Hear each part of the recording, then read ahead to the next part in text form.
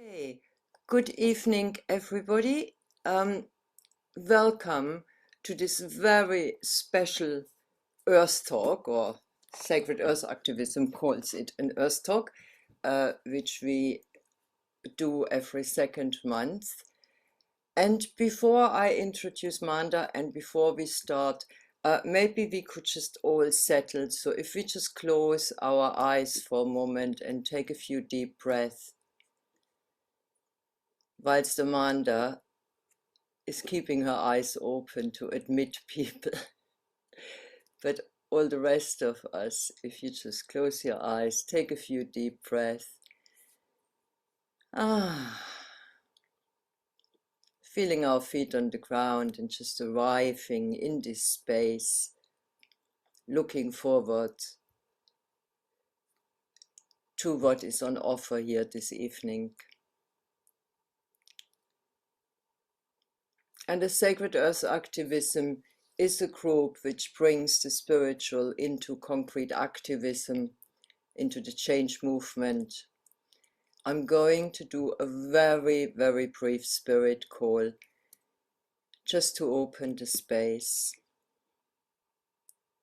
And I'm calling the spirits of the east, the south, the west, and the north. Spirits of water, of earth, of air, and of fire. I'm honoring the land we stand upon, and the natural world that surrounds us. We're honoring our ancestors for giving us life, leaving us a habitable planet,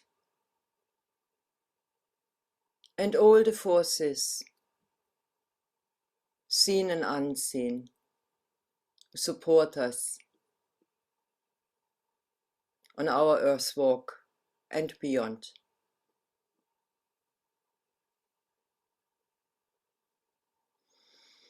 And maybe very briefly, I pray that whatever we do tonight, whatever energies we create, whatever we attempt, is to the highest good and the thriving of all of life. Aho.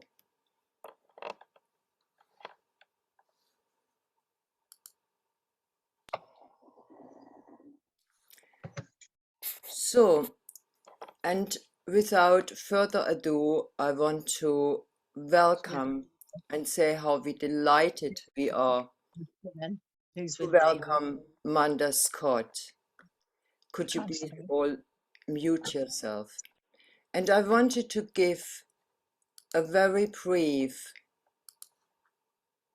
introduction to Manda. And I know it won't do her justice.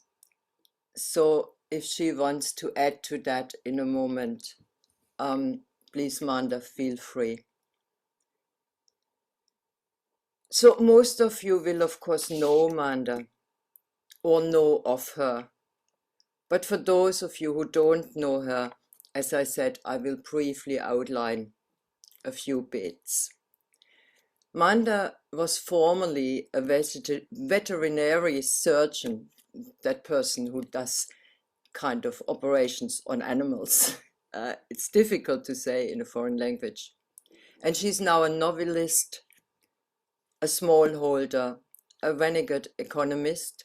She holds a master's in renegade economy, a shamanic teacher, and she would describe herself as a shamanic dreamer.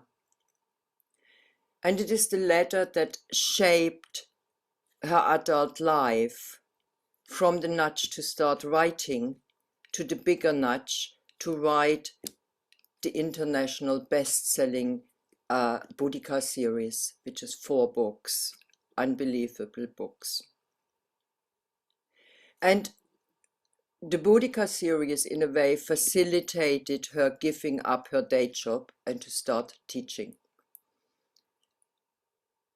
later, she did, as I said already, a master's in regenerative economics, moved to a small holding, started the Accidental Gods program.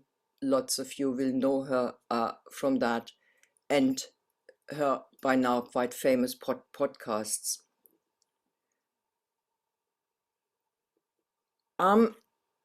She has a new book out called Fruitopian, and maybe she wants to talk about that a bit at the end of the evening. But what fascinated me about Manda is that she believes, as she says herself, that if we were able to bring a critical mass of humanity into fully open, clear, and strong-hearted connection with the web of life, so we each could ask, what do you want of me at this moment in time? And respond in real time to the answers, then we would be able to navigate the current deep transformation with grace and wisdom. And I think Manda is doing her absolute best to help this dream into being. And this is all I want to say about Manda at the moment. And yeah, here she is. So I'm passing over to Manda and to Annabel, who will have a chat with Manda. Annabel is part of Sacred Earth Activism. I'm the co-founder of Sacred Earth Activism, and I will talk a little bit towards the end about what we do, who we are, but only a little bit. And just give you ideas how you can join us if you want to. So I'm going to spotlight now Manda and Annabel and pass over to the two of you, mute myself, and welcome both of you, and Thank you. over to you. Annabel, you're still muted, lovely. Thank you. Well, it's wonderful to have this opportunity to be able to ask you some questions, Manda. So I really appreciate that you've been able to make yourself available for us. I'm honored to be asked. Yeah, my first question is, where did your interest in Boudica arise from, and how did the Boudica series come into being? You see, we haven't really got long enough for that. Just before we say anything, I have to say, we rescued a little hedgehog last year. He was 200 grams when he should have been 500 grams. And my lovely wife has just gone and picked him up. And there are a bunch of people going to turn up to go and release him because in time, we just had to do it tonight. So at some point, the dog is going to go berserk and tell us that a bunch of people have just turned up to let the hedgehog out. So I apologize in advance for dog noises. So just be prepared for barky things happening in your ears, and I'm sorry. Okay, so... Do you want me to be more focused, Manda, and just say, where did your interest in Boudica arise from? I can do this, and I was just giving myself time to think. Okay, so I used to be a vet, exactly as we said. I was a horse vet in Newmarket. And my spiritual path has always been what we could loosely call shamanic. I was endeavoring to learn from such indigenous teachers as were prepared to come over and teach us in the mid-80s before they decided that what happened with... okay, so the other thing is the cat's a bit obsessed with Zoom. Every time I start a Zoom call, it has to come and Zoom bomb. So this is River, hello. So we were learning as well as we could how to connect with the gods of this land from people for whom there was a genuine lineage in how to connect to the gods of the land. And somewhere in the middle of one of the various trainings that I did, I sat in a circle and I just started writing my first book. I hadn't been published anything. And I said, I made a commitment that I was going to write our shamanic past. And it was one of those things where I heard myself say it and there had been no conscious kind of consideration beforehand. So I thought, oh, that's very interesting. But it's always going to be when I'm a good enough writer. which is my get out of jail free class course, because of course you're never a good enough writer. So I basically ignored it and carried on being a vet. And at some point, the first novel got published, and I began that interesting juggling that you do when, you know, I was paid £1,000 for the first 3 novels, so it wasn't paying the bills. So this was at a point when the mortgage interest rate, people, was 17%. So I carried on doing what I was doing, which is writing crime novels, and then I had at that point a couple of lurchers, and I'm guessing we're all from the UK and everybody knows what a lurcher is. Stick your hand up if you don't. Okay. Because my American editors, I had this bio that said Manda Scott lives in Suffolk with 2 lurchers and too many cats, which I kind of thought was slightly amusing. And then I discovered that the American editors thought that a lurcher was a homeless man. And so we had a bit of an interesting conversation along the lines of, you just don't understand my life, do you? So I showed them pictures of my lurchers, and now they know. And I was walking along thinking about the next book, which was going to be a crime novel, and my senior lurcher caught a hare, which was unusual. She wasn't actually very good as a hare dog. And I figured, you know, I'd have no problem with hunter and hunted, but it was spring and she brought it back and it was a doe in milk, which was utterly devastating because cat on the keyboard, because that was something sacred. And not only had she killed the doe, which, you know, up to that, that's between her and it, but the young were going to die if I couldn't find them. And I couldn't find them. I spent a long time, and the grass was this long, and it was Newmarket Heath, which is quite big. And I didn't find them. So I went into a bit of a tailspin, and I went out and sat in the forest. At that point, I lived near Thetford Forest, and I had a sit spot, which was, there was a huge hazel tree. Literally, there was no way I could have wrapped my arms around it if there were 4 of me.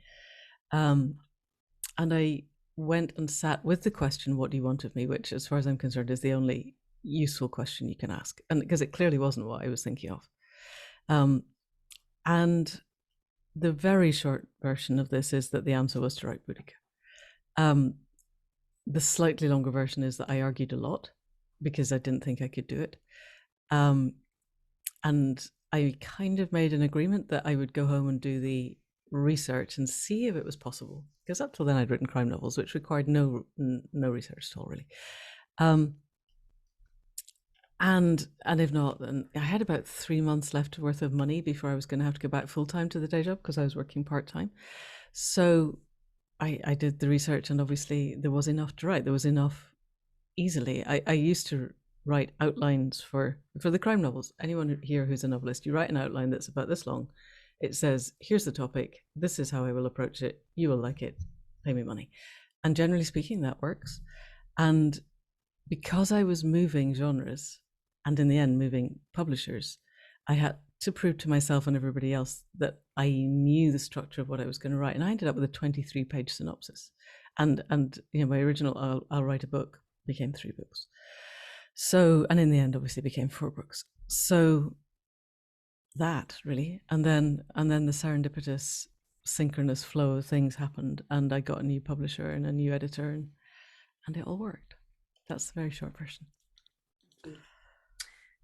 Thanks, Manda. I wonder if, on the subject now of Boudica, if you can say a little bit more about the tribal peoples occupying the context, really, that Boudica was living in. Yeah, pre the Roman invasion, just to sort of set some sort of scene. Yeah. For... The interesting thing about that is I'm going to write the name of a book in the chat, because this book was only published at the back end of last year. It's The Dawn of Everything by David Graeber and David Wengrow. And if I'd read that book, if it had even existed, the Boudica books would be very different. So the first thing we have to say is that we don't really know an awful lot.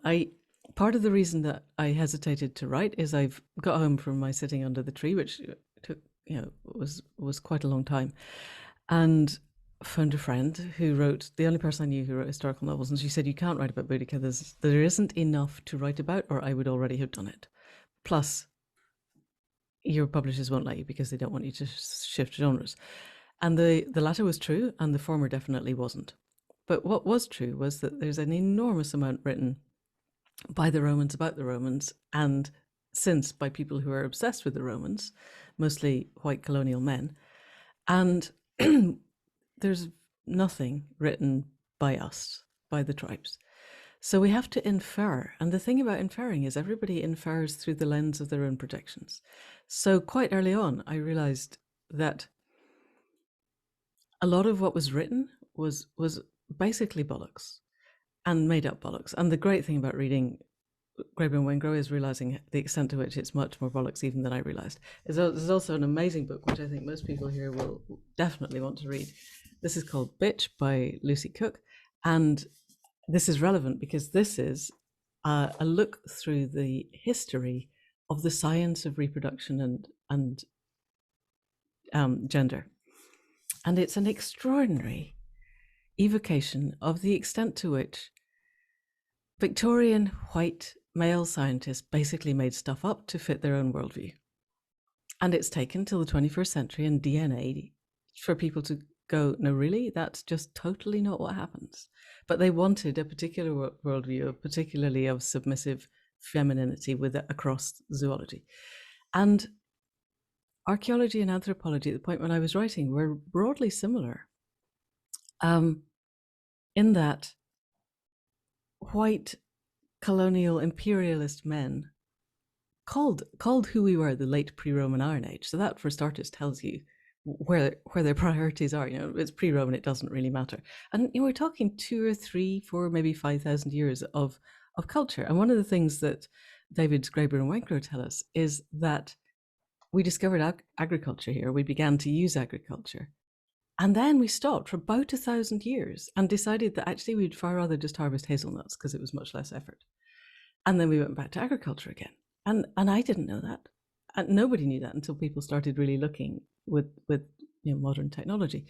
So I had to infer an enormous amount from what we knew at that point. So I was doing this at the turn of the millennium,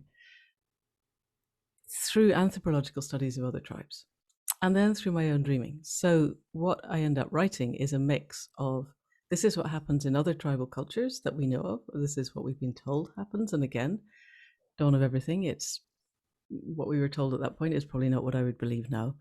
And then dreaming the rest into being. And I have no way of proving that it's right. It's just an awful lot of stuff. If things all stack up together, then I will take them as reasonable. So for instance, I went to talk to the Iron Age farm at Butser in Hampshire, where they have built a roundhouse. They built several roundhouses because their first designs didn't work. Everybody thought there was a hole at the top of the thatch to let the smoke out, and then they discovered quite quickly that just lets the rain in, and that actually you don't have a hole. You just let the smoke filter through the thatch, and that keeps the human-eating insects down, and you don't end up breathing a lot of smoke because you've got a very high roof. So things like that, if people have really done the studies, I'm prepared to take them on board. And one of the great things that Butser said was, we were taught when I was at school that the nice, kind, benevolent, organized Romans brought Pax Romana, the Roman peace, and that up until then, tribal Britain was full of warring tribes who were busy beating shit out of each other, and what they needed was the nice, kind, benevolent Romans to keep order. And the guys at Butser said, this cannot be true, because we, at the point when the Romans came, were agrarian. We were growing grain, and we were growing more grain than anywhere else in Rome, except in the Roman Empire, except Egypt. At the point when the Romans arrived, we were growing more grain in the southeast of Britain, which is really the only part they were interested in, than at any point later, up until the end of the First World War, which is the point when we started converting oil into food and industrial agriculture, which is doing so much untold damage at the moment. And they said, the thing about the grain, that if you're producing that much, every able-bodied person who can walk is out in the fields. It's a really labor-intensive thing. And so you can't do that if your able-bodied adults who are warriors are either raiding the next tribe or defending against raids by the next tribe. It can't happen. You can't produce that amount of grain. I also went and talked to the guy in the British Museum, and they had the a number of Iron Age finds of amazing, gorgeous, fantastic golden Turks. And when I went there, the serendipity was amazing. He had just had a visit from a guy from China who was the Chinese expert on Chinese metalwork of that era, whatever dynasty that was, I have no idea. And this guy looked at this stuff and said, we have known, and up until then, everyone had thought that the Chinese were the world's leading metalworkers of that time, of this kind of decorative metalwork. And this guy looked at it and said, we have nothing that could match this for another 1700 years. But the thing about it is, it takes huge amounts of time to make this happen. And at that point, I had my own silversmithing mark. Brain not good today. And I knew the amount of time and organization that it takes to do any kind of metalwork. You've got to keep all your tools in the right place. You've got to keep all your bits. You've got to not be defending against raiders. So I was beginning, as I went through the work of doing the research and writing the books, to realize the extent to which what we thought we knew was not true, and then to try and work out what could have been true. Manda, could you say something about your dreaming process, how that wove into your more research-based academic process, and whether particular parts in the landscape inspired particular dreams, and whether the land was, the different places in the British Isles influenced the dreams and the guidance?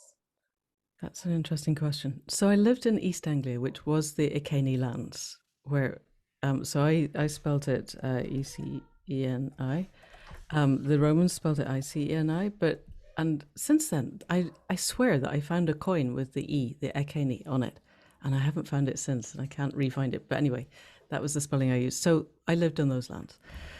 And at the time, most of my dreaming was fire dreaming, which is is it complicated? Possibly not. This is I'm guessing, quite a sophisticated audience. So I would sit with the fire every evening, basically. I didn't have a television. I'd long since got rid of the television. I don't do canned music ever, so I had no sound system. So me and the dogs and the cats I would light a fire every evening, sit with the fire, and basically let the fire teach me. And so it was an equivalent of doing a shamanic journey, but without the drums, just with the fire. And then the next day I would go out for a walk with the dogs in the morning in Thetford Forest, because that was nearby. And over the 2 or 3 hours, I would kind of just walk and let whatever the fire had brought in swirl around until it created a narrative structure that I thought would work. And then I'd come home and write it in the afternoons. And then the really useful thing was that, as part of the extraordinary serendipity of finding a new publisher, I'll go backtrack to that. So I started writing the Boudica books. My existing publisher really didn't want it because they were selling me as a crime novelist. I went to a thing called Crime Scene 2000. So this was June 2000 in London, and sat on a panel with a bunch of crime novelists like you do. And someone in the audience, God bless their little cotton socks, said, so what are you writing next? Which is every novelist's favorite question, because the book that you're trying to sell is the one you wrote 2 years ago, probably. The one you're writing now is far more interesting. And I said, I'm writing the first in a series of 3 about Boudica. And I said it largely to piss off my editor, who was in the audience, because we were having a very, very big fight at that point and we weren't getting on. And it did piss her off very badly, so I felt very smug. And 3 months later, in September, 4 months later, I was in Manchester, a crime conference called Dead on Deansgate, big crime thing. And somebody I'd never met before walked up to me and said, so how are you getting on with Boudica? And well, 3 chapters, synopsis, thereabouts. And she said, good, send it to me. I've just got a job with Transworld and I'm looking for a big series. Here's my card. And she became my editor and paid me enough money to give up the day job, for which I was extremely grateful. They had an auction for the world rights, which the Americans wanted. And she was Irish and she got the dreaming totally, which meant that I could send, and she's a very hands-on editor, so every couple of weeks she'd phone me up and said, you haven't sent me anything recently. And oh, okay, yeah, here's the next 20,000 words, whatever. And she would be able to read through that and go, I understand your process, but actually no one else is going to understand this. It doesn't make sense. So she helped me to craft it into something that was true to the dreaming. So my absolute rule, what I got from under the tree for the first book, and we had to ease it a bit for some of the others, was that every bit of dreaming in the book I had either done or seen done. It was firsthand. There was nothing in there that we couldn't do now. And so we were able, and I told her that was that is my bottom line. We're adding nothing that I couldn't do or I haven't seen somebody do, so that I know it can be done now. And as long as we keep to that, you can take out all the fun bits like the horse race that I really enjoyed writing. Yeah, okay, you can edit that out. You really have to. So I wrote it in conjunction with her, and it meant it was a much tighter book. It's still a very, very big book, that first book, but we cut, I think, 80,000 words from the first draft. So, and then I know you're about to ask another question, but I think this is quite interesting because, again, this is part of the process. So I got to the point. So the first book is me building the world of who we were before the Romans came. How did we live? How could we have lived? How did the dreaming work? If you've got a culture where spirituality and connection with the all that is as an integral part of the culture, how does that work? And then we get to the Roman invasion, which blows it all apart. I got to the Roman invasion, and I'd been talking to a lot of archaeologists, and I'd go to archaeological meetings, and we'd have these kind of brittle conversations where they go, "Oh, who are you?" And I go, "Well, I'm a novelist, and I'm writing about Boudica." And they go, "I'm writing about Boudica too." And, or even worse, "My wife is writing a book about Boudica." "Oh, really? Okay. So, how long has your wife been writing about Boudica, and when is the deadline?" And they'd look at me like, 15 years? What's the deadline? And I go, "Okay, my deadline's January. So there's room for more than one. It'll be fine." And then eventually I get to the point where somebody somewhere would go, "You are going to make the Romans land at a favored place, aren't you?" And I realized that there were two favored places, and one lot believed that the Romans landed just at the Isle of Wight, in the shelter of the Isle of Wight, and the other lot believed they landed in Kent. And they hated each other. And there is, in fact, I think still up on the web at the conference where they got together to shout at each other. And the first opening guy stood on the stage and said, "My father took me to the stone that marks the point where the Romans landed in Kent. So I know that's where they landed. And I've been to that stone, and it's cast in concrete. And I reckon it comes from about 1954. And an archaeologist stood on the stage and said, "This is proof." No, really, I'm sorry. It genuinely isn't proof. Really. And in the 2,000 years since then, the coastline has completely changed. But what I did, that as far as I could tell, nobody else had got around to, was I got huge rolls of wallpaper lining paper, and I put them out on the kind of floor of my little tiny cottage in Suffolk. And I drew the coastline of Britain and the coastline of France and Belgium, and I drew the currents, and I created little ships. And I ended up with the scale that I'd got, that the hole punchy things that you punch holes in paper, cut one of those in half, that's a ship. Because they didn't use the Roman Navy. There was a lot of problems with the Roman invasion under Claudius. It nearly didn't happen. And they just were commandeering ships. And some of them were just basic little boats that could take 3 blokes, and some of them were slightly bigger and could take 50. And at a really conservative estimate, we've got 5 legions, which is 5,000 men, plus their slaves, plus all the engineering, catapults and things that come with them. 5, I think I can't remember anymore, wings of cavalry at 2,500 horses each, and the men to go with them, and the mules that bring all the fodder. It was huge. This was many, many, many times the size of the Spanish Armada, and bigger than the Dunkirk landings. And you can't possibly bring that number of ships and land them in one place at the same time on the same tide. It's logistically impossible. There's no stretch of the British coast that has room to land all those ships in one go. It's actually a physical impossibility.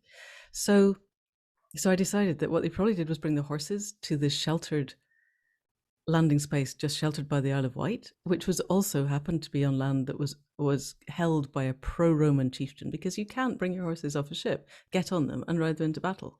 They'll fall over. You can't. You have to give them food and water and let them get steady on their feet again. But they could bring the shock troops in at the Thames and move straight along towards because we know the big battle happened around where London is now. And then I discovered, just as we were finishing, a paper called Sentius Saturninus and the Invasion of Britain in Britannica. It's engraved in my brain, where some archaeologists had done some really intelligent work with Roman carvings and things, and realized that there was a third arm, probably the 9th Legion, that came in at York, because the 9th was always stationed at York, and there was an obvious landing point at York. And he thinks they came in at York and marched down. And I phoned up my editor and went, they came in at York. Look, I could do a whole extra thread of the story coming at York. And she went, how long is that going to take? I said, 40,000 words. And she said, no, it's too big. You can't do it. So I didn't. It was very sad. But I knew that third arm came in at York. So I was able to bring in the 9th later on, because the 9th was quite crucial at the time of the actual revolt. So that takes us way, way, way, way beyond your question. Dreaming. Yeah. I dreamt with the fire. Can I bring you back pre-Roman again? Yes. Just about the Druidic culture that was very predominant at that time, and also the role of Anglesey, formerly Mona, I think is really interesting. Mona, yes. Yeah, we can talk about that a bit. Okay, so I didn't like the word druids. For me, it was too laden with projection. So in the book, I have called them dreamers and singers, because the Romans, very quickly, the Romans only twice really crushed the spiritual leadership of any country or area that they invaded. Mostly they would just fold the local cults and spirituality into a greater one. As long as you put up a temple to the emperor, everybody was happy. In Britain and in Judea, they tried to wipe out the priesthood, because in both those locations, the priesthood was central to the armed resistance against Rome. So very quickly, it was illegal on pain of crucifixion to harbor or to be what they called soothsayers or singers, which was the Druids. So I called them dreamers and singers, and there were slight differences between the two. We know from Herodotus, or I can't remember anymore. Anyway, we know from the old Greek writers that Mona, which we now call Anglesey, was the center of Druidic training for everybody throughout the known world at that point, which was basically Europe, down to across to India. And that the training was 20 years. And you would come to Mona, be trained in everything that you needed to know, and then you would go back to your people and take the wisdom that you had learned. And when I was doing the work that I did with modern day shamanic trainers, I was offered a training by a Huichol medicine healer, and it was going to be between 12 and 20 years, depending on how I got on. So it seems, I think, that that's the length of time that it takes, even in a shamanic culture. And I suspect that had we undertaken that, which we didn't, we would have discovered that taking someone from a Western culture might take a little bit longer than 12 to 20 years to really get to the point where you can connect with the web of life without projecting stuff onto it. So the Druids for me were the dreamers. Anglesey, Mona was the center. And at that point it was forested. It wasn't, the Romans cut all the oaks down when they went back to crush the Druid heartlands at the time of the rebellion. And then they went back in the 70s to do it again, which suggests to me they didn't get on so well the first time. And at that point, I think for me, they were very efficient when they decided to wipe somebody out. And I think there was a Druidic insurrection in Gaul in 74 AD, which fizzled and was crushed equally ruthlessly. And after that, we really don't hear very much about Druidic stuff. It either went totally underground or it was just crushed, except I think that Irish Celtic Christianity had a very Druidic base. From what we know from the old Irish cycles, it feels to me as if there was a little bit of Christian overlay over stuff that was already there. And it wasn't until the Roman Church came in and crushed the Celtic Church that really the kind of vicious patriarchy of Christianity began to be imposed. Up until that point in Ireland, which was never invaded by the Romans, they didn't bother, frankly, it was just too far west. They traded, but they didn't invade. So I think I was able to cull some concepts of how Druidic life may have been from some of the old Irish sagas. I mean, can you say actually a little bit more about the fundamental values of the culture that Boudica was, brought, where she expressed herself through, and also how if modern day people are going to reconnect with their indigenous roots? how that might. Yeah. This is all really problematic. So we're talking 2,000 years ago with people who could write Greek and Roman, but chose not to. Again, I think Herodotus says they could write perfectly well, but they didn't write down anything spiritual. And now that I teach, I think this is very wise. I often get students asking me to write stuff down, and I have in Accidental Gods with great reluctance written stuff down because people were going to start writing it down and spreading it on the internet themselves. And the problem with writing things down is that within a few years, people are arguing about the semicolons, because written language is a very, very bad way of transmitting spiritual understanding. So they didn't, which I think is very, very clever, but it means we don't actually know. So I have inferred from what I knew then, again, David's Greyburn Wengrow, Dawn of Everything, it would probably be different now, but I inferred a lot of the values from what I understood to be the values of other shamanic cultures, because this was our shamanic past. And so, it's the 4 R's that, God, my brain really has gone today. I didn't get much sleep last night. Reciprocity, redistribution, respect, and there's a 4th one, I will look it up, that seem to underlie, or at least some people say underlie, all current indigenous cultures. Tyson Yunkaporta argues about that, but let's not go there, that's too complicated. It's a very different world. I think the key is we didn't have money until the Romans came.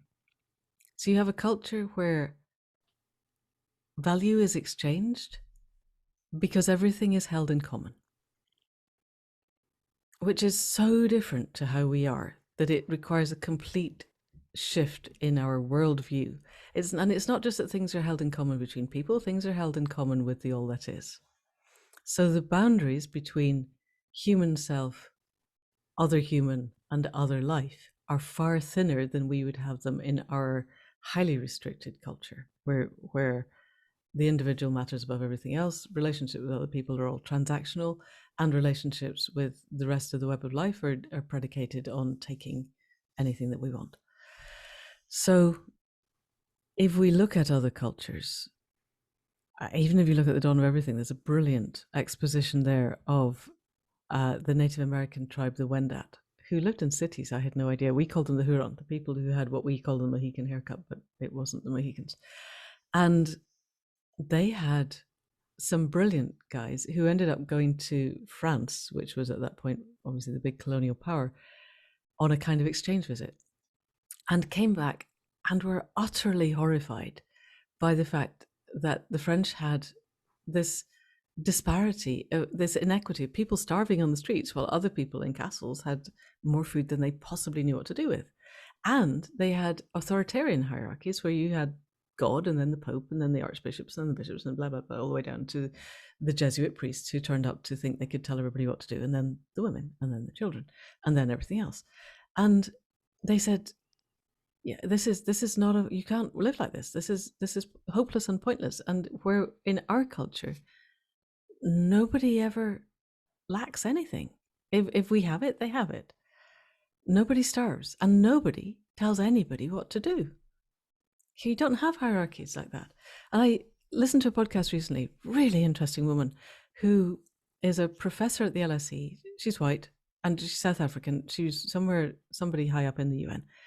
And she organized a conference, and they invited a bunch of Maasai tribesmen to come and present at the conference. And these Maasai warriors turn up in all their finery with their feathers and their shields and their spears and do their thing. And they don't speak English, and she doesn't speak Maasai, but they get on. And 3 months later, she's invited back to the Masai Mara for another ceremony. This is great.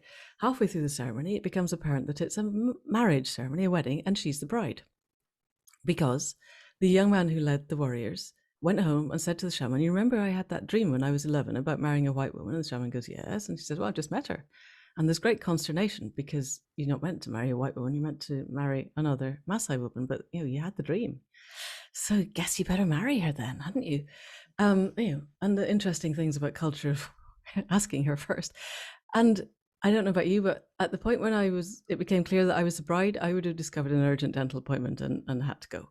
And she said, it would have been terribly rude to turn them down. So I said yes. And now she lives in a 16-foot diameter mud hut that she built. And she is an amazing interlocutor between the worlds. And she said, you don't understand that. So my husband now, when he was a young man, went out into the bush for 5 years. And those who lived long enough to come back, they knew who were the good people that you could rely on to take responsibility when there's a lion attacking. There are the ones that you trust to go, okay, we're doing this now. And there are the ones who just do what they're told, and they're the ones who don't, and they get eaten. She didn't say that, I'm inferring. You come back and you know who's good at what, because there is nowhere to hide when you're like that. And so her husband is now one of the sub-chiefs. And she says, the chiefs have more cattle. And the white man comes along and goes, oh, chief's richer, chief has more cattle. And that's bollocks. The chief has more cattle because the chief is the guy that you can trust to not get the cattle killed, to keep the cattle alive, because everybody needs the cattle to be alive. It's not that he is hoarding the cattle for himself, but the white people don't get that. So, and she said, there are days when there is no food, but it's okay because nobody has any food. And we trust the people that we respect and call chiefs to see to it that there will be some food at some point. And when COVID hit, she went in a panic to her husband because the Masai Mara is a big area for tourism. And she said, tourism's just stopped. How are we going to educate the kids? And he said, well, we'll educate them exactly the way we educated them before there was any money. What's the problem? We don't need money. And I think really to understand a culture before money comes in takes us, we have to get out of ourselves and get to a place where we are part of a flow of life and we do what we are good at. And some people are going to be good goldsmiths, and some people are going to be good at raising the corn, and some people are going to be good at fending off the Romans, possibly. We were a warrior culture, but I think there were a lot of warrior cultures in the indigenous American peoples that I studied most closely, and none of them killed anybody else.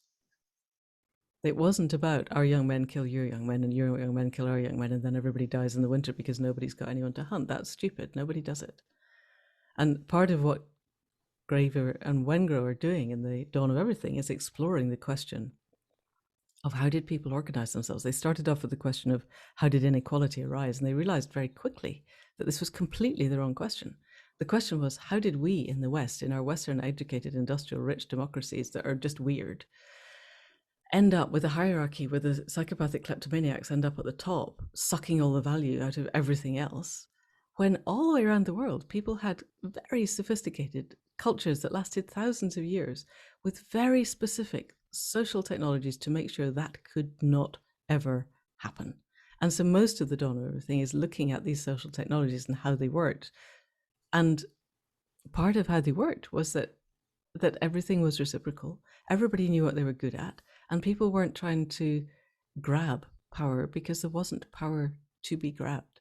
So I believe that we were at the end by then of 2, 3, probably 4, maybe 5,000 years. It all gets a bit flaky as we go further back, of civilization and the growth of civilization and the interesting flow from agriculture to gathering hazelnuts to back to agriculture again. And we lived in a warrior culture where people undoubtedly trained with weapons. We find the weapons, but I don't see that they were killing each other. I think they were probably the same kind of stylized combat that you see in other shamanic cultures. So you have a warrior culture. You have people who very nearly beat back the legions at the time of the first invasion. And again, in the 60s at the time of the revolt, very nearly won. And yet we're agrarian, we're building the most beautiful metalwork, and I think we're probably living in quite a good, reasonable, amenable space with the cultures around us. And we have our spiritual leaders who go to this island off the west coast of Wales for 20 years and come back and are able then to be the interlocutors between the people and the web of life, to interpret the dreams, to help you to dream, to help each individual find what they're here for in this life. And the last thing that I would say is Caesar said, and I don't mostly, one of my early teachers said the interesting thing about Caesar is working out why he was lying. Just assumed that everything he wrote was a lie. But I don't assume everything he wrote was a lie. The things that he put in as kind of local color, I don't think he was making up.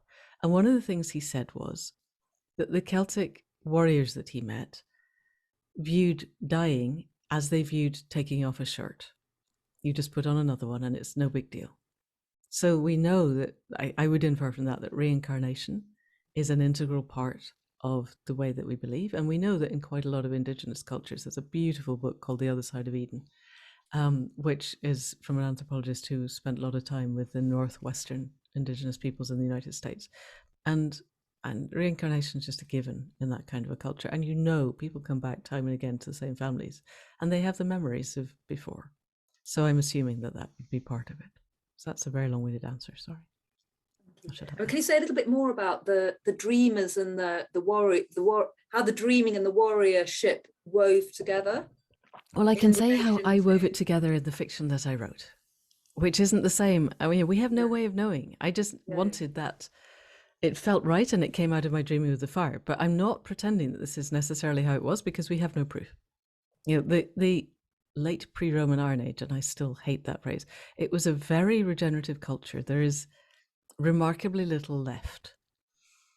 The guy that I spoke to at the British Museum had done his PhD on the midden remains of the Iceni, so the things that we threw away. And you can tell a lot about a culture by the things that you throw away that you can find.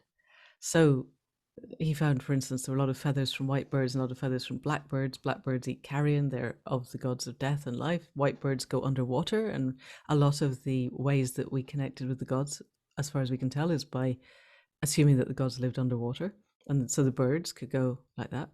But there were no pelts at all of magpies, which are carrion birds that have black and white. There were no pelts at all of otters, which are land mammals that apparently can breathe under, they spend a lot of time underwater. So there are things that are either so taboo or so sacred that you don't touch them, but we don't know why. We don't know the stories around that. So I wanted, for plot reasons, because I'd gone to my publishers and said, I'm writing a book about Boudica. And they'd at least heard, and they're going, Boadicea? I go, no, really, trust me, it's Boudica. And there's only one C, please. So they wanted, obviously, she had to be a key component, because if I'd gone and said, I want to write a book about the spirituality of the late pre-Roman Iron Age, I would still be writing crime novels. So I had to have her, and her name, Budeg, is bringer of victory. I'll write it in the chat. So Boudica is she who brings victory. And they wouldn't let me put that on the front of the book because it's too far away from the Boadicea that we were all taught, which is, so, and Tacitus had written Boudica. And so it's fairly easy. If you turn that, if you're a monk writing in a scriptorum by candlelight and it's dark, and you write the U as an A and the second C as an E. Sorry, Boadicea, when I taught it, only had one E. Sorry, that's what we were taught. Then that's how you get Tacitus morphs into Boadicea, Boudica morphs into Boadicea. But all of the archaeologists, Graham Webster was the main guy who'd written the definitive textbook on Boudica, wrote it. So she who brings victory, Boudica. And I don't think you call your baby daughter she who brings victory and she happens to grow up to destroy the 9th Legion and burn London to the ground. So I wanted to create a space in which she earned that title, because the other person that we have is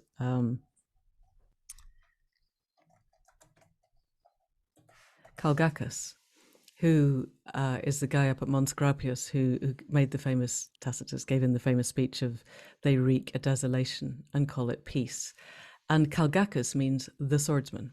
And the third one we have is Cartimandua, who was pro-Roman and basically is part of the reason that we lost Britain to the Romans, quite a big part of the reason. And her name means sleek little pony, which always cheers me up because it's nasty.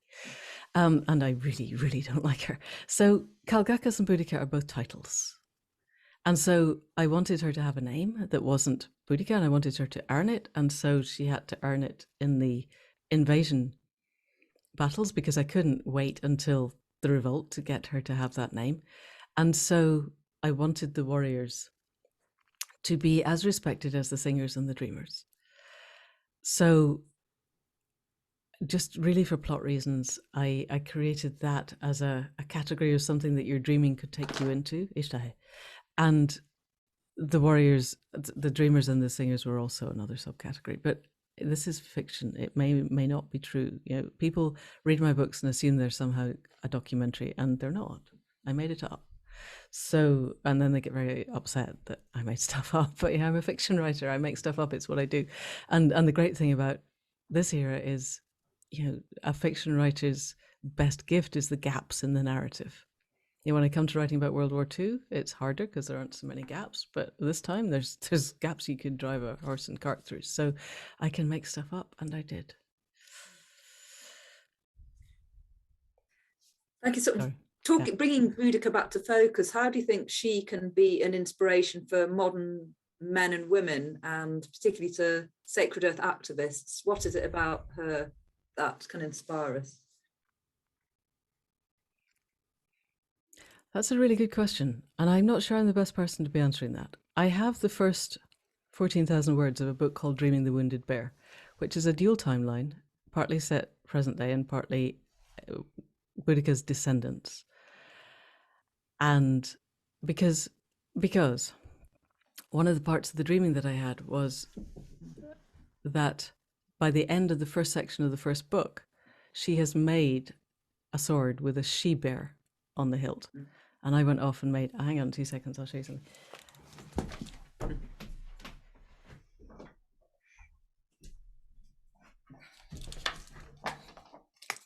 So one of the great and wonderful things about doing this is I used to do battle reenactment, and I got to make my own sword. So this is my battle sword, which is a very plain Romano-Celtic battle sword, and it's made for my size, so it's 1.5 hand my size, which doesn't happen often in the reenactment world. And so I kind of knew how swords were made, so I was able to do that, which is quite fun. And in the dreaming of this,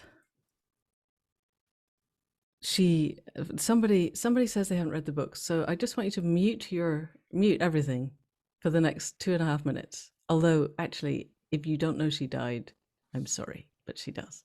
I get emails from the Americans still about once a month going, "Why did you make her die?" I'm going, "It wasn't me, it was the Romans. I'm sorry." So I have her at the end in what is effectively a crystal cave with this blade on her chest, and then she walks off into the lands of the dead and we follow her there. But I wanted to write the story of what happens when the Artos comes back, because Artos is bear in some of the translations, and the Artos is this sword held by this woman, and it comes back. What is it that she could bring to us now that would help us through the total chaos of the great disintegration that we're in? And part of the reason I haven't finished that book is that I don't fully know the answer to that. And part of the reason we set up Throughtopia is my exploration of trying to find the answer to that. What is it that someone who basically fought a losing battle against the imperial power of the time could teach us now? And partly, I think we're in the disintegrating end of the Roman Empire now. The values that we hold in our culture, the see, want, take, we know the price of everything and the value of nothing. We are cut off from each other and the web of life. Those are the values that Rome brought, and they used those values to destroy our indigenous culture, and then we used them. Well, then we took the inherited Roman values and used them to destroy every indigenous culture that we met thereafter over the next 2,000 years. That culture is falling apart now. That economic system has reached the end point of cumulative interest rates being, compound interest, has got as far as it can possibly go. It's the current system politically and economically is dysfunctional and it's falling apart. How could we use the sense of what we were to become something different? When I'd written the first book, I went around the country doing the kind of book deals that we used to do in those days. People used to actually turn up and come out and listen to authors. It doesn't happen anymore. And I would say, this is who we were, this is who we could be. And people listened. And when I sat under the tree to write them first, I was told this will change the world. These books will change the world. And I genuinely thought this is what I was here for. And I could quite easily go under a bus the day the fourth one was published. I'm still here. It didn't happen. But, and they changed my world beyond all recognition. And they have changed the world of some people who write. I get regular, of all the books I've written, these are the ones that people write and go, these changed my life. But they didn't change it enough that we're all living in that kind of a culture now. And so I think the challenge now is to take our understanding of how culture could be and write the stories that take us forward. I've spent 20 years writing historical novels. And Krista said at the start that I have a new novel. I haven't actually. I've got 132,181 words on my screen of the new novel, which is going to be, I think, probably about 180 when it's done, and it'll be the first of at least 2. And it's set in the immediate future. It's set 5 minutes from now, basically, in a world where we are enacting the peaceful revolution that we need to take us through to the kind of world that would be lived by the values of the Boudican world, but with our technology. We can't go back. There is no point in trying to go back. I want people to look forward, but to carry the humanity of who we are with us. And you asked about indigeneity. It's when I was at Schumacher, there was a course on becoming indigenous, and it's one of those things that I have a lot of conceptual trouble with because I want people looking forward. I don't think looking back is useful unless you can take the values of the past and move them forward. And the problem with taking the values of the past is that we're always interpreting them through our own frames and perspectives. But I learned recently that the cave paintings in southwest France, so Paleolithic, were created over the space of 1,000 generations. 30,000 years of people created those paintings. That's a lot. And it's in us. And that was a point where the whole human population was probably about 10,000 people. And even if we weren't creating those cave paintings, 1,000 generations, 30,000 years, that's 3 times as long as the time we've had since the agrarian revolution. We're living connected to the land in those ways. So then my question is, how do we connect to the land? Because Krista said that I'd written in the bio at the beginning, my belief now is that we need to connect to the web of life. The absolute baseline is we connect to the web of life and we ask, what do you want of me? And then we do it. And we don't need to hang it around with, I think my ancestors did this, because it's bollocks and we don't know. And we can never know. And why would we even try? And there's a tree outside the window. You can go and sit with a tree and not clutter yourself up with all this past stuff. Sit with a tree and ask it what it wants. And then the only problem is, how do we get past our own stuff? And when I go and sit up the hill, one of the things that I'm continually being told is that we don't have time anymore for your stuff, my stuff. That I need to get over myself and listen. I'm writing this book. I thought I'd stop writing books. I thought they were too slow. They weren't going to change everything fast enough. The publishing cycle is what it is, and publishers only publish stuff they think will sell, and it won't sell if it's going to change the world. And I'm writing this book because I got one of the clearest text instruction sets I've ever had while I was teaching one of my shamanic courses. I'll tell you briefly what it was. So I was teaching the ancestor course, and part of what holds the ancestor gate on my teaching altar is a 30,000-year-old fossilized horse's tooth. And I don't often journey while I'm drumming for the students, but sometimes it happens. And generally, it's a journey. I write it down. And this was, take that tooth, take it up the hill, get some horse skin, bind it on a particular point of a particular horizontal hawthorn that was laid as a hedge hundreds of years ago. Sit with your back to it, facing the setting sun for an hour every evening in a particular frame of mind until further notice. And it was that clear, which is really rare. I think the last time I had something that clear was the instruction to go to Schumacher. And the time before that was the instruction to write the Boudica books. So that's, in a space of 20 years, 3 times. And it took me probably about a month to find the horse skin to bind it on. And then I sat, and by the end of the week, I had the idea for this book and for the Throughtopia course. And then the instruction was, right, go down the hill and write the book. But you want to sit with the sun? I think you can if you want, you don't have to. because this was July. I was already in July. I'm thinking, oh, this is gorgeous, but it's going to be kind of difficult by February. But a week, and it's right now you're writing a book. And I phoned up my agent and went, I think I might be writing another book. And it's like, oh yay, you are, yay. It's like, yeah, all that not writing ever again, not happening. So you just need to be open, and you need to be flexible. And I have the extraordinary privilege of having earned enough money to have the flexibility that when something happens of, just completely change where you thought your life focus was, I can do it. But we need to live in a culture where everyone can do it.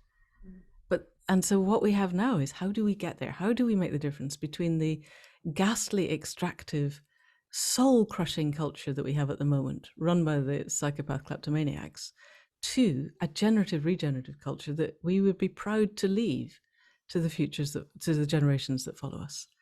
And that's our job now. And if anyone reads the Boudica books and can take out of them ways of doing that, that's great. But I think actually the bit to take out is that if you go and sit under the tree is more likely to tell you stuff than anything you read and anything I've ever written, much as I would love you to read the books. It's about connecting now, and it's urgent. So the Accidental Gods program was set up to give people the skill set to do that. And I had this bizarre idea that, we'd have 500,000 people by the end of the first year and 5 million by the second year, and then it would spread the world. And actually we have rolling 300 because it's hard, because I'm asking people to sit under the tree, not just think about sitting under the tree. And they get a certain way down the line, and it's asking too much time. So actually, part of what we need to learn from the Boudican era is that time then flowed. We didn't have watches on our wrists. We didn't, everything wasn't timed to the nearest minute. We didn't spend 4 hours every day answering emails. We could spend them instead sitting under the tree. So yeah. I wonder, Amanda, I don't know if you could do it in a short way, if you could lead a meditation, which we could sort of approach, what do you want of me, around what you've described, but to just do it in a short meditation as a... Sure. If people are up for that. That'd be great. Yeah. And then maybe that can be the end of the questions. Yeah, sure. And sort of for sure. Thanks, Amanda. If this contravenes anyone's belief systems, just you don't need to do it. But yeah, definitely. How long do you want me to go for? It's 7 minutes past. I know timing. But when do you want to start? I'm coming in because before we do the meditation, I forgot to say before, if you have any questions, please put them in the chat. There are a few already. So we are 10 minutes past 8 now, roughly, if we do the meditation, leaving it completely up to you how long, and then we do questions. Yeah, is that all right? For sure. But when are people expecting us to finish? 9 o'clock at the latest. Oh, okay. So we're aiming for 1:45 roughly, because we want a closing. Okay, let's just go for a journey and see. I have no idea when I do these. I don't know where we're going. I click myself out again, and I click. Shall I click you out, Annabel? It doesn't. Yeah, you can do now. Just mute Annabel so that if there's a noise there, it doesn't matter. Because I would strongly recommend that all of you mute yourselves and just turn your video off so that you're doing this privately without the sense that anyone is watching you. Good idea. So I'm going to chime us in and chime us out.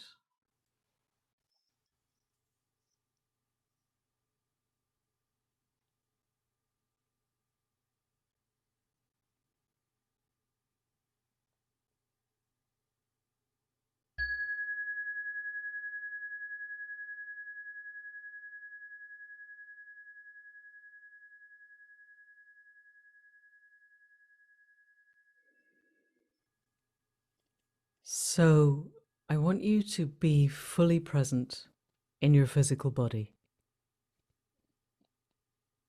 I want you to feel your seat on the chair, your feet on the floor if you're sitting, or your back on the floor or on the earth if you're lying.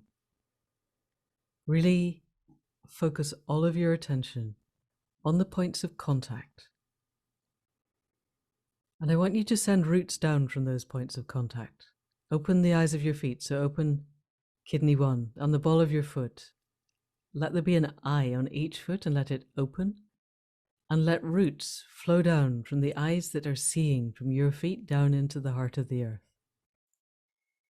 And let there also be roots from your seat on the chair, going down, down through the topsoil, through the subsoil, through the rock layers, through the magma layers, to the white, hot, molten metal at the heart of the earth.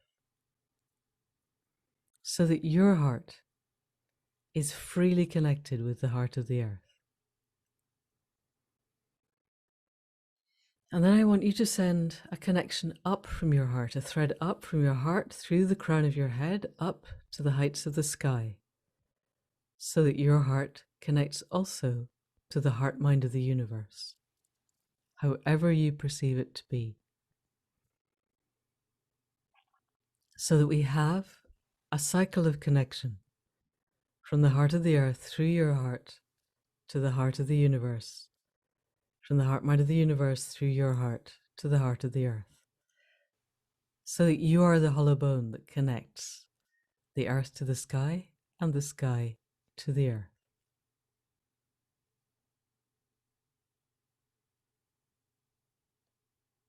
And then I want you to bring your attention to the edge place of your physical being, to the place where your skin meets the air and the air meets your skin. Really feel the places that are uncovered, your face, your hands, your arms, maybe your legs and your feet. Feel the temperature difference. It's a warm day today where we are, but there's still a slight difference between my skin and the air. There might be a breeze. It might be raining where you are. Can you feel differences in humidity as well as differences in temperature? And know that this is the edge of your physical being, but it's not the edge of your imaginal being. And then I want you to bring your attention to that specific bit of skin where the base of your nose meets your upper lip. The place where, when you breathe in through your nose, you feel the draft. And when you breathe out, you feel it warmer. So I want you to follow it for a full breath cycle all the way in and all the way out. And then let your attention follow the breath in as it flows in and you feel it cold at the back of your throat. And then follow it in and down as your lungs fill, as your ribs move out and down and your diaphragm sinks.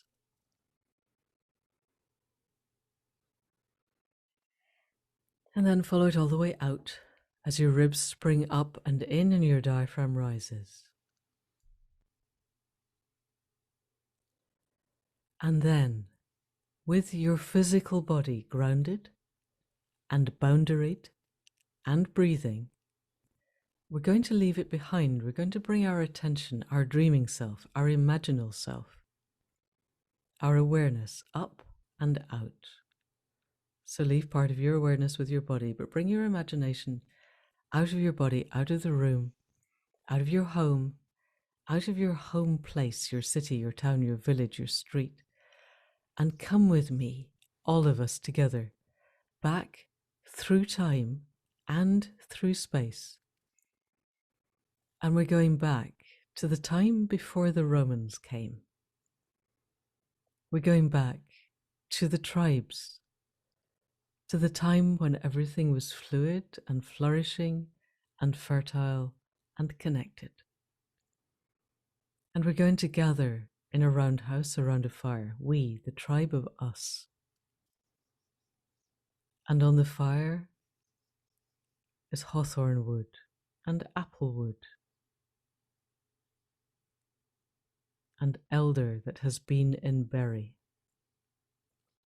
And those three smokes weave together with to make the rising smoke that comes up from the fire and weaves up to the thatch, so we can smell the scents.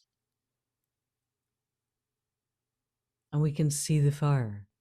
We can see the heart of the wood glowing and the flames dancing. And we can see each other's faces lit by the flames from below. Look around and make eye contact with those people that you know here.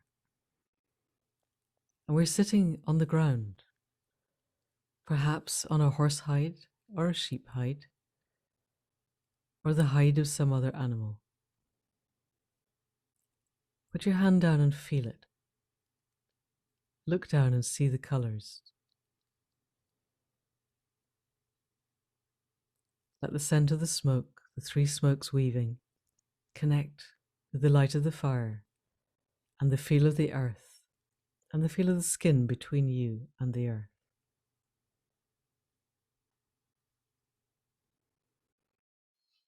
And the door to this roundhouse faces east to the rising sun, and also therefore to the rising moon.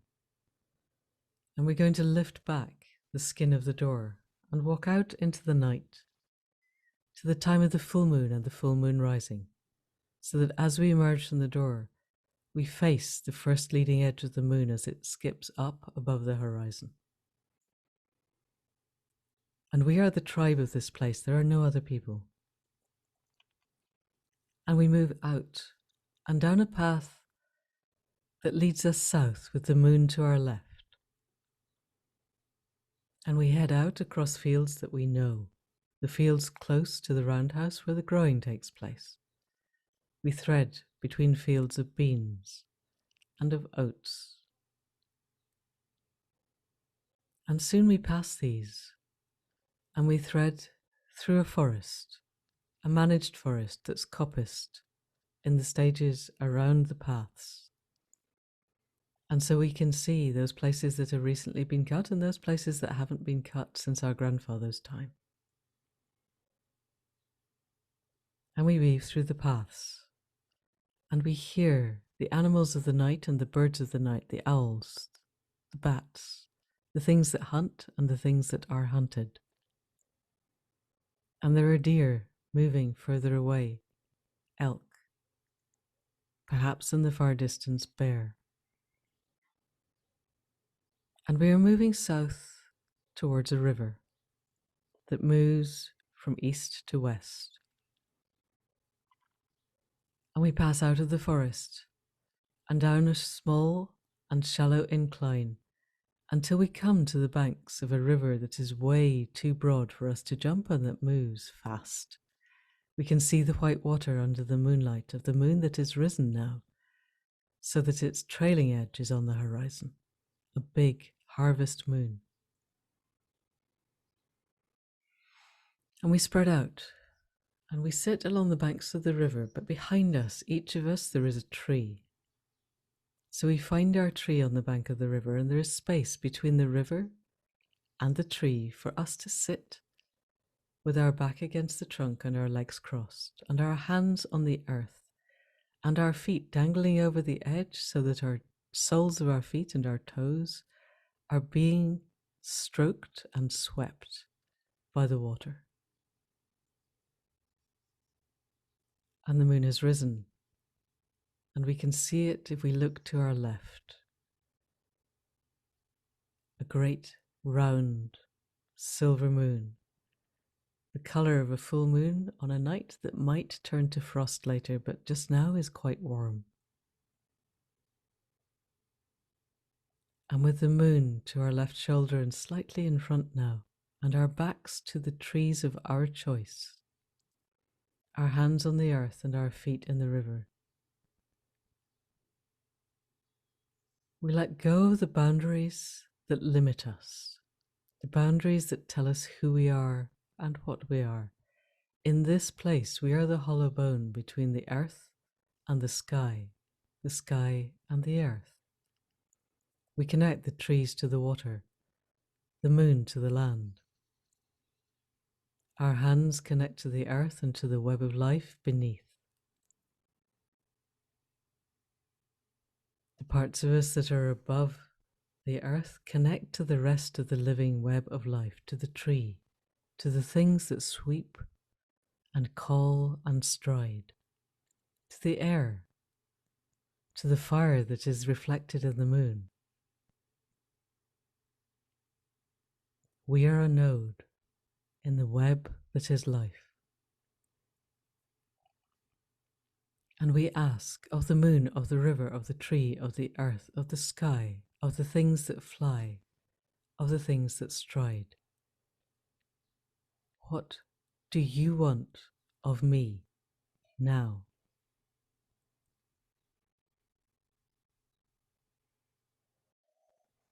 And let the answers come in the song of the river, in the reflection of the moon, in anything that comes to greet you and brings with it a message.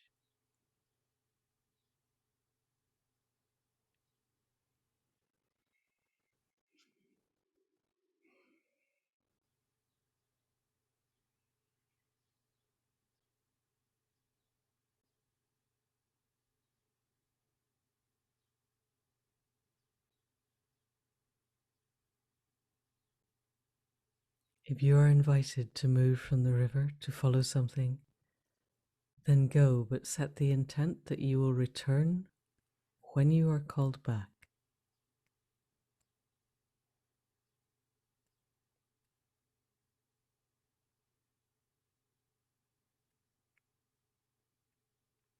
And this is a dream. You can walk across water. You can fly if you need to. You can climb the highest tree and jump from it and land safely.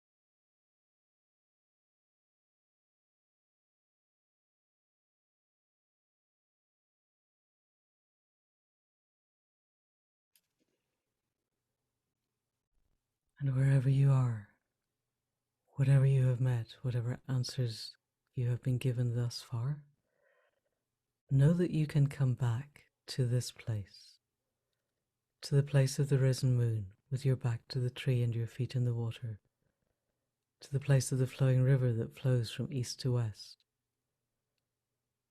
to the place where you face south and ask the question, what do you want of me? And can move out and hear the answers and move back again. And for now,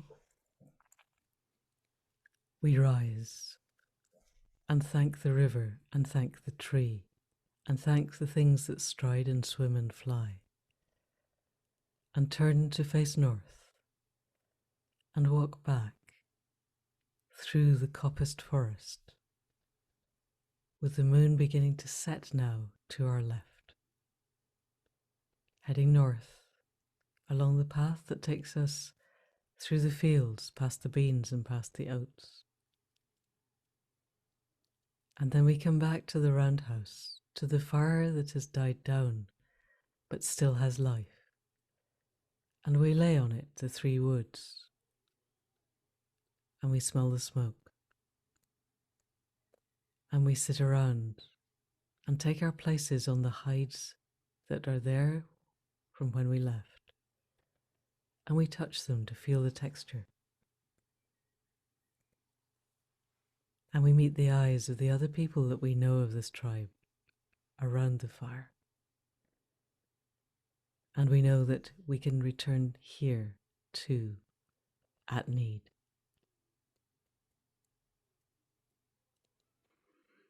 And then we bring our attention back across time and across space, back to the time after the Romans have been, 2,000 years after, back to the time of cities and the Great Derangement, back to the time of the Great Transformation.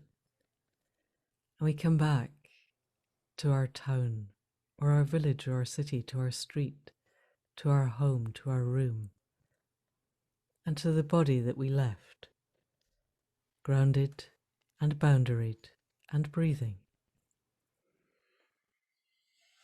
And we come back in and we take a breath and follow it all the way in and all the way out. We feel the edge place where our skin meets the air and the air meets our skin, where the boundary of our physical self meets the rest of the all that is.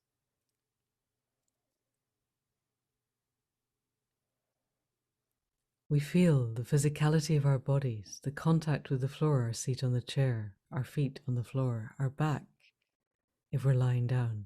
We feel our roots which can stay, the roots from the eyes of our feet and the roots from wherever else we contact the floor. And we reconnect our heart to the heart mind of the universe and the heart of the earth, so that we are ever the hollow bone, connecting the sky to the earth and the earth to the sky. And then we begin really fully to inhabit our physical bodies, roll our shoulders, move our fingers, move our toes, and very slowly, with a very soft gaze, open our eyes and look around the room to anchor ourselves back in this time and this place.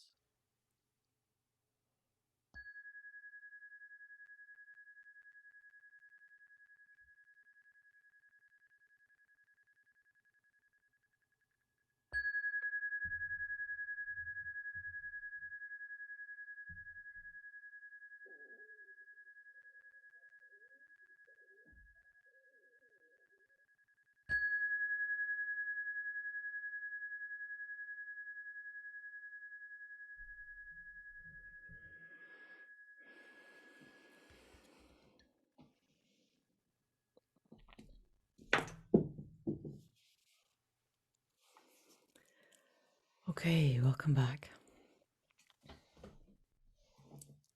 Please be gentle with yourselves. If you have something to drink, it would be a good idea to drink it now. It'd be a very bad idea to drink anything alcoholic. Try and drink water.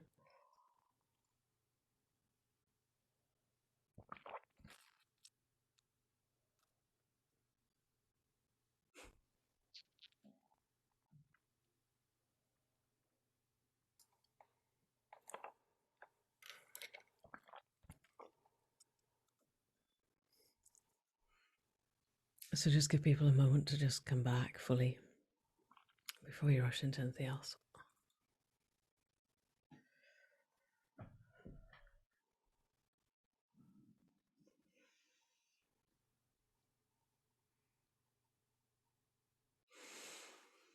Okay.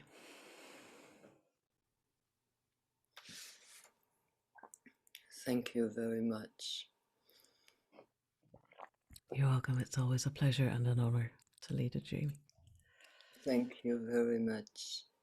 I wanted to say, just listening to you, for me, the most important thing for me was really this idea of dreaming, that we really need to reconnect.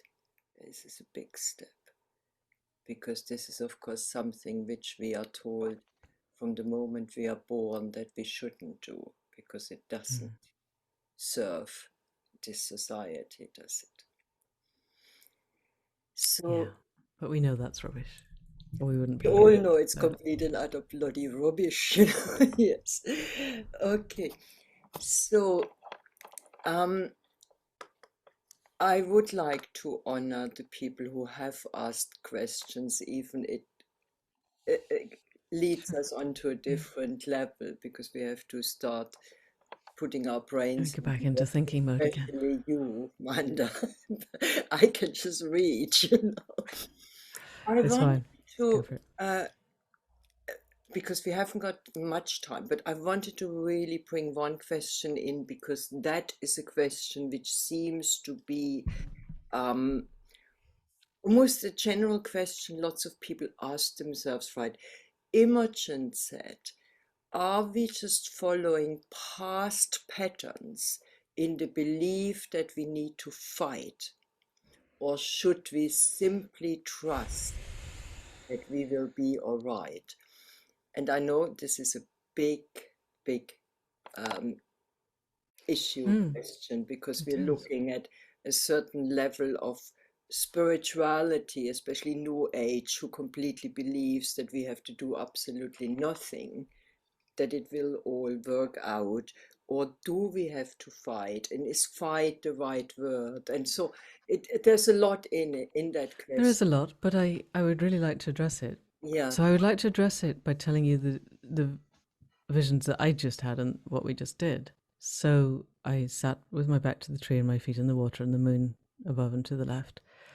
And almost immediately, Hale came, who is the hound from the Boudica books. This is not a spoiler for anyone. There's a dog called Hale, a big, a lurcher, basically. And he took me south. I didn't want to go because I'm holding the space, and I thought I shouldn't leave. But anyway, he was very insistent. And we went across the water, and went south and south and south, and we came to the edge of the land, of the dreaming land. It doesn't have, this is no longer in a space that has any resemblance to consensus reality. And we were a line, we who were there. I don't know whether that's people here or just the line. And opposite us were the Roman legions. And Hale set up the howl of the hounds. And when it was taken up all the way along the line. And I have to say I found it very confusing, and I will have to go back because it really wasn't long enough. But I'm like, but hell, this was 2,000 years ago. What are you trying to tell me? Because actually my question was, what do you want of me now? And he said, no, you need to hold the line now. And I genuinely have no idea what that means. But we did hold the line. And so in what was going through my head was, I recently listened to Tyson Yunkaporta, who's a Aboriginal First Nations, and he's written a book called Sand Talk, which his publishers gave the subtitle of How Indigenous Thinking Can Save the World, or something like that. And I've heard him on a podcast saying that the only possible way to effect the change that we need now is by violent and bloody revolution. And I do not believe him, because I think violent and bloody revolution will not get us where we want to go to. And so what happened with us facing the legions were all in red and we were all in earth colors, was that, okay, so I need to say a second thing, put this in context. I did a podcast ages ago, like 18 months ago, with Alner Lada, who's a really interesting man. His mother is a Sufi priestess. I think she's a living Sufi saint. And his father is, he's a very interesting individual.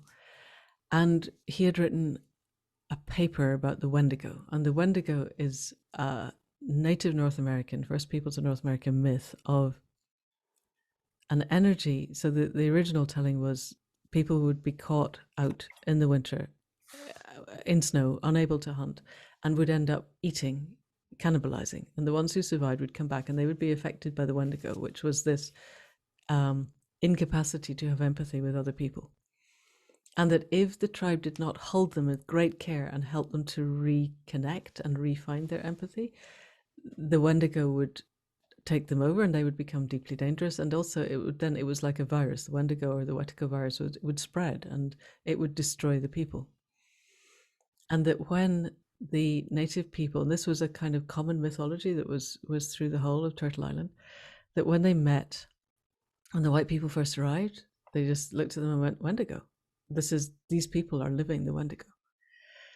And so a lot of my questions since then, and I spoke to it with Eleanor and I've been talking to other people since, it seems to me when I do the deepest dreaming is that there is an energy that feeds off our despair and our rage and our anger and our terror and draws them in. And I can feel it sometimes sucking. And there is the balancing energy that feeds off our joy and our connectivity and our compassion and our empathy and our connectedness to the web of life. And it seems quite a lot that my job is to help myself and others to feed the energy of connection and to not feed the energy of destruction. And so I stand on the edge of the land facing this line of red armed warrior men who've come to destroy. And what we did then was to link hands and to create a wall of the web of life that then sent out connectivity. And I had to come bring us back because we were running out of time. So I need to go back and finish it. But it seemed to be that the web was interweaving across the red line so that it became less. And what Hale said was, this is happening now. Your land is being invaded now. You need to act. And I genuinely don't know what that means, but I'm sharing it with you because you asked this question and we did the dreaming together. And quite often I have no fucking clue what the dreaming means until quite a long time later. But I will follow this one up because when Hale comes, it matters. And I pay attention because he doesn't come without very good reason. And I thought, because he's in the book, I thought that it was about the book, and now I don't think it is.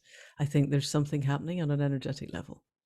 But for me, all of the fighting that we need to do is about the inner warrior of I don't feed that which destroys, I feed that. I turn towards life. How do I do that? Does that make sense as an answer? Yeah, it makes huge sense. And how do I do it is basically for each of us to find out with the dreaming, isn't it? Exactly that, yes. What we do. So I want to follow this up because Imogen, and I do know Imogen, she was one of the HS2 young people who, and she says, my work since having spent 7 months on the HS2 campaign, in the camp basically, and I was given the name Boudica, but her work since then is based around teaching young people how to sit under the tree. Well I done, realized that I needed that experience to get a hard activist out of me and fully understand. It brings me, for me, this is quite beautifully said, because in a way, this is what Sacred Earth activism is about. We feel it needs both, but it needs to be interwoven. So what Imogen said here was just basically an explanation, but it's interesting that she was given the name Boudica. And a bit what you just said, that we need to kind of reconnect with that web, that it's not about going out, blah, blah, blah, because we just repeat something. Exactly, yeah. We just do the same old under a new disguise, in a way, you know, and a new whatever it is. But to have both, to become active in the way we are called to, whether this is to write a book or whether this is to bring up the children in a certain way, plus have this reconnection. I wanted to ask you something myself. You said you had with the word indigenous, because I had a problem with this becoming indigenous again, because it's this kind of back. But for me, it means now much more just the idea of really reconnecting with the web. So it's not going back, it's not necessarily going forward, it's not about this, that, or the other. It is just to reconnect. Would you see that as one of our major, that's what I heard in your talk. Yeah, for sure. One of our Yes. major tasks. No? Totally. Because we're all indigenous to somewhere. Mm-hmm. We are. We've got that 30,000 years of heritage of building art. You know, how long does art last in our culture? Like 3 minutes, and then it's supplanted with something else. So we are all indigenous to somewhere. I think what worries me about it is that there's a tendency to look back and project, and to then try and do stuff based on what we think happened 2,000 years ago, and we have no clue. And there's no point pretending that we know. And I would much rather, I think, exactly as you said, that becoming indigenous is about learning to listen to the tree or the sky or the mountain or the red kite or the rock or whatever it is that speaks to us in a way that's absolutely honest with ourselves and honest with the land. And then it becomes generative. And I worry that a lot of the kind of striving to be indigenous, there's a big, it's a whole narrative now. We just need to think like indigenous people. That's really great. I've spent the last 4 years trying to teach people to do that, and really committed people, and it's hard. And I want to know, I don't think we have long. I think how long have we got is another question, but I think we have till the end of this decade at most. And how am I going to go into the middle of Birmingham and teach people how to do this? Because we need to do it now. And it becomes one of those, put on sad face, say, well, we just need to think indigenous, and it sounds great, and you've done your stuff, and then you can go off and have another holiday in Spain.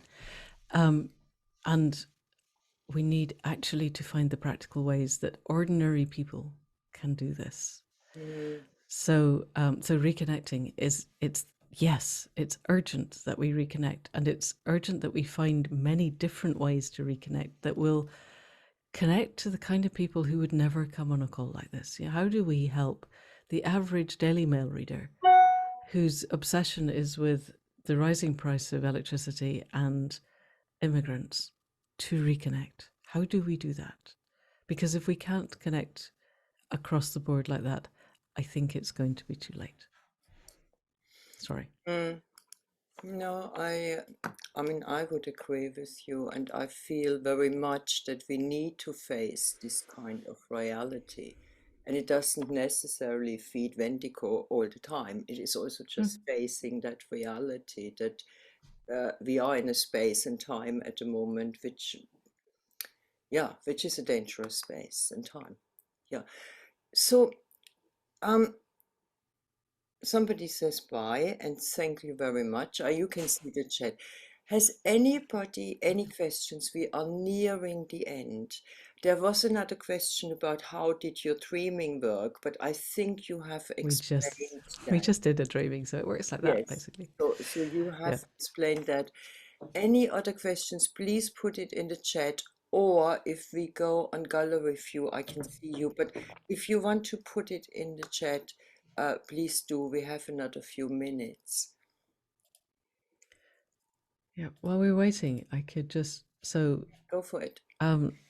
So the Throughtopia project, I think, is something that has arisen out of my own dreaming. So I'm going to put the URL in the chat, because I think part of the problem of this moment is, and I am an integral part of this problem. I'm going to pull up can I screen share? Yes, please. Okay, hang on a second. I can make you. I think I have got the capacity. Oh no, you need to. Right, okay. No, I need you to make you host or co-host. Or co-host. Just make me co-host. It'll be all right. Make you co-host, and then you can screen share. Okay, cool. You should be. Let me just get this up. Yeah, I've got it. Got it now. Okay, hang on a second then. And I can blend myself out. Then. No, this should be it. Easier. Get this. Okay, can you see those slides? Yeah, we can. Yeah. Okay, so this is the top one. This was we started Throughtopia on Sundays, but this is just, I think this is really important. So I'm going to read this for people because you don't have to stare at the slide. When future generations look back upon the Great Derangement, which is now, They will certainly blame the leaders and politicians of this time for their failure to address the climate crisis. But they may well hold artists and writers to be equally culpable, for the imagining of possibilities is not, after all, the job of politicians and bureaucrats. And it isn't. And we live in a world where it is easier to imagine the total extinction of all life on Earth than it is to imagine the end of capitalism. And yet, every writer, every person who's written the television scripts or the scripts for the adverts or the books that we read, we're all still functioning within capitalism. And Gary Snyder said this in the 70s, it would be best to consider this, what we need to do now, as a revolution not of guns, but of consciousness, which will be won by seizing the key images, myths, archetypes, eschatologies, and ecstasies, so that life will not seem worth living unless one is on the transforming energies side. He wrote that 50 years ago, and we're not doing it yet. However, never mind, I want to get you back to, this one. Ursula Le Guin, one of my favorite writers of all time. We live in capitalism and its power seems inescapable, but then so did the divine right of kings. Any human power can be resisted and changed by human beings. Resistance and change begin in art. Very often our art, the art of words. So I hope that ended the screen share. So what I want to say is that I think the part of the reason we're in the situation we're in is that people like me have been writing about the past. I genuinely thought that writing Boudica, I would show who we were and it would make us all want to be more of that. And every book that I've written, I've spent my life going, what do you want of me? They've gone, yeah, okay, we can write that, that's fine. And now I'm writing a Thrutopian novel. And Thrutopia is, we don't need the dystopias anymore because we know how bad it could be. You know, the cross between The Road and The Handmaid's Tale, it's going to be bad if we do nothing. And we don't need utopias because they always exist at a point in another place or another time when things have been fixed. Something has happened and everything is going smoothly. What we need is how we get from exactly where we are now through to a future that we would be proud to leave to the generations that come after us. And I believe this is possible, but I think, you know, it's a very narrow path and we have to tread it very carefully. But what we're trying to do with Utopia, and there is still space if people are interested, is to create the situation where we have a generation of writers who have the skills and the knowledge. Because what I realized writing the novel that I'm writing at the moment is if I hadn't been doing the podcast for the last however long, I would have no clue of how to write a way through to a future that works. I wouldn't know what an economy might look like, or what an urban regeneration city might look like, or what jobs might be like, or how we could fix the political process, because it's utterly dysfunctional and we need to just set it aside and start again. And how could we do that? And I would really not have the beginnings of an idea.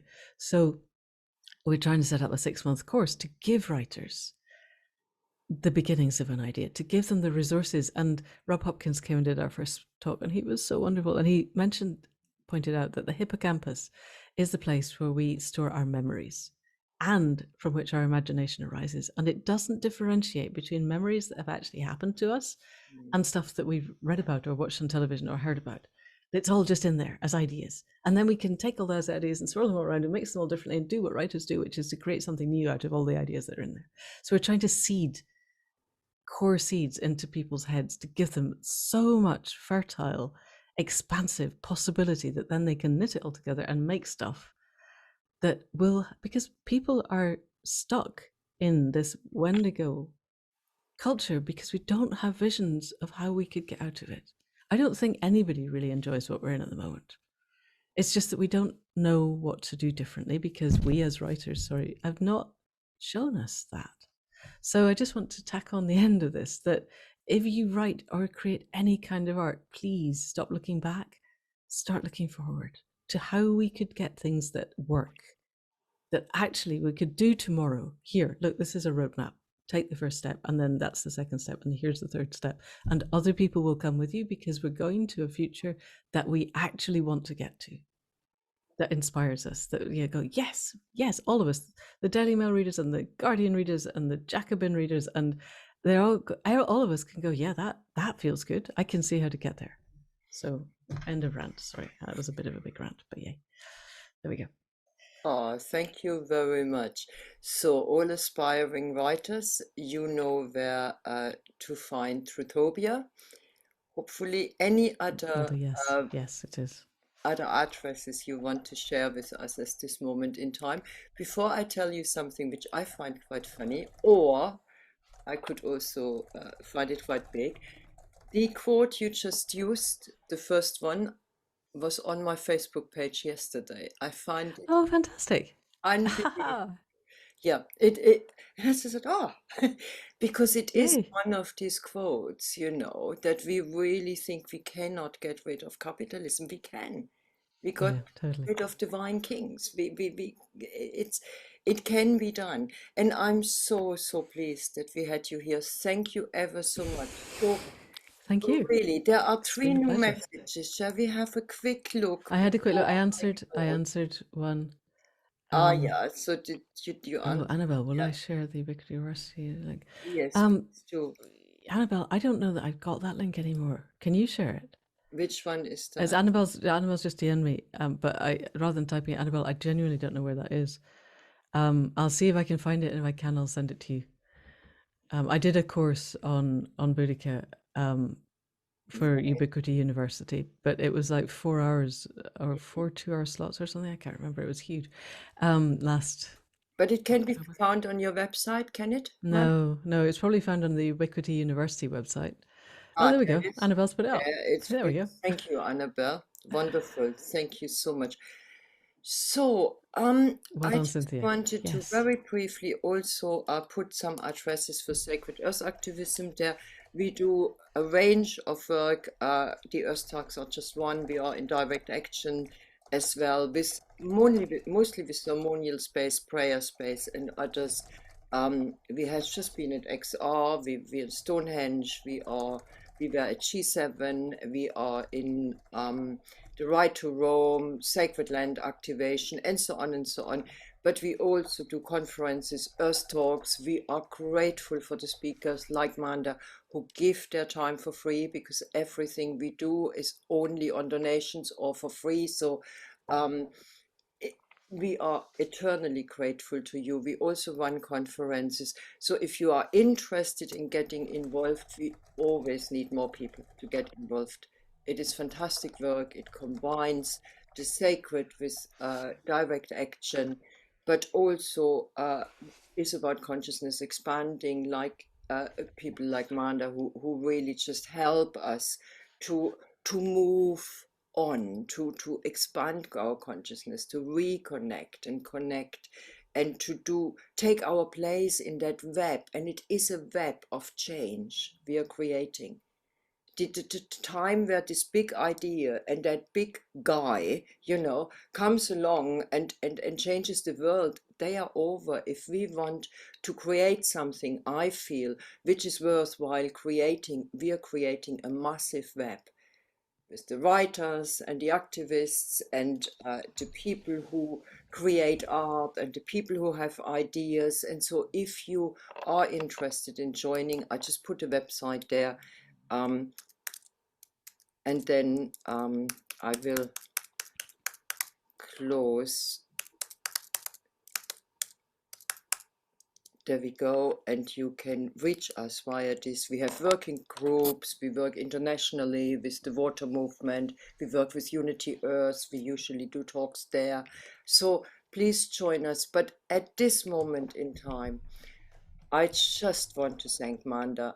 And from the bottom of my heart, and as I said, she has given us her time, her You're welcome. massive experience, her huge integrity. Anything else? Just and her thank you. It was lovely. and her wisdom, which comes from experience. I also want to thank Annabelle, who did the interview, talked to Manda, and who created the connection. Thank you so much, Annabelle. I also want to thank everybody who came, and I'm going to take the spotlight off myself and of Manda now, so that we can go back into a group. So if you go onto gallery view, everybody, you can see each other. so that we don't. So if we just close as we opened with a very brief thank you to however you call these forces out there, and we just close our eyes, put our feet on the floor, just ground for a moment.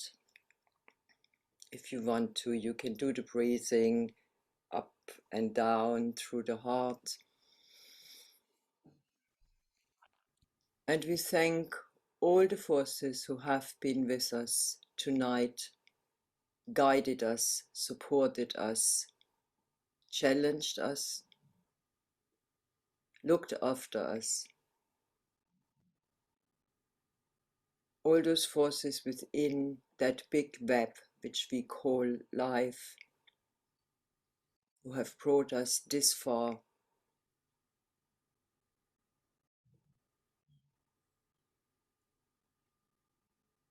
And I want to thank again the people who made this possible, like Manda and Annabel and everybody else who works within Sacred Earth Activism. And above all, I want to honor this web of life, of which we are part, to which we contribute.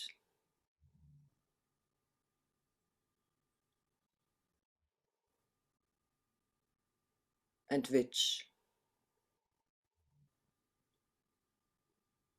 will be there long after we have left it on this level where we are right now.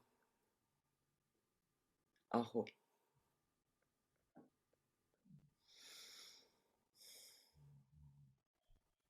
Right, everybody. Good night. Let's have a wave. Thank you very much. Thank you.